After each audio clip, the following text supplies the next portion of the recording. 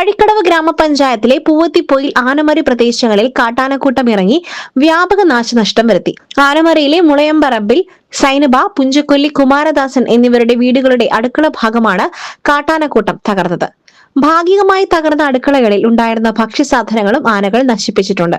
Poovathippoyil decent കുന്നിൽ പുൽപ്പം തൊടി അബ്ദുൽ ജലീലിന്റെ 500ഓളം വാഴകളാണ് കാട്ടാനക്കൂട്ടം നശിപ്പിച്ചത്.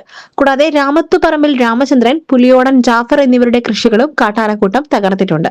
പ്രദേശത്ത് കാട്ടാനക്കൂട്ടം വൻ ഭീതിയാണ് പരത്തുന്നത്. ഇവിടെ ഇപ്പൊ കൃഷി ചെയ്യാനൊന്നും പറ്റുന്നില്ല. ഇപ്പൊ വാഴണ്ട്. ഇപ്പൊ ആന 2-3 ദിവസം കൊണ്ട് കയറി ഇതെല്ലാം നശിപ്പിച്ച് ചെയ്യാൻ പോയി. ഇവിടെ ഫെൻസിങ് ഉണ്ടെങ്കിലും ഉപയോഗമായിട്ട് പ്രവർത്തിക്കുന്നില്ല. അപ്പോൾ കാറ്റടിച്ചതെന്നൊക്കെ പറഞ്ഞ് അവിടെ ലൈനൊക്കെ പോയി കിടക്കുകയാണ്. ഇപ്പോൾ ഞങ്ങൾക്ക് ഇവിടെ താമസിക്കാൻ തന്നെ പേടിയായ അവസ്ഥയിലാണ്. ആന നിരന്തരം വന്നുകൊണ്ടിരിക്കുകയാണ്. ഇവിടെ ഈ വാഴ 10,000-ഓളം വാഴ ഉണ്ട്. ഇത് മുഴുവനും ആന നശിപ്പിച്ചു. ഫെൻസിങ് ഒക്കെ ശരിയാക്കിയിട്ടില്ലെങ്കിൽ ഇതിൽ കൃഷി ചെയ്യാനൊന്നും പറ്റാത്ത അവസ്ഥ. ലോണൊക്കെ എടുത്തിട്ട് കൃഷി ചെയ്യുന്നതാണ്.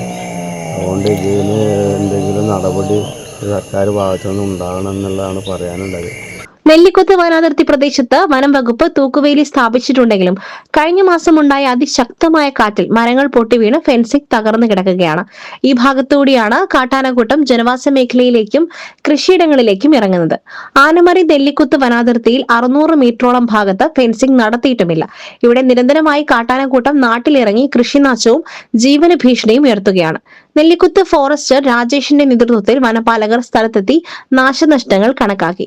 ആനമറി ഭാഗത്ത് അവശേഷിക്കുന്ന ഭാഗങ്ങളിൽ നാളെ തന്നെ ഫെൻസിംഗ് പ്രവൃത്തി ആരംഭിക്കുമെന്നും പൂവത്തിപ്പൊയിൽ ഡീസന്റ് കുന്ന് ഭാഗത്തുള്ള തകർന്ന ഫെൻസിംഗ് നന്നാക്കുവാനുള്ള നടപടികൾ ആരംഭിച്ചിട്ടുണ്ടെന്നും വനപാലകർ അറിയിച്ചു.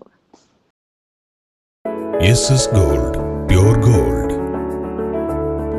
ഗ്രൂപ്പ് നിലമ്പൂർ.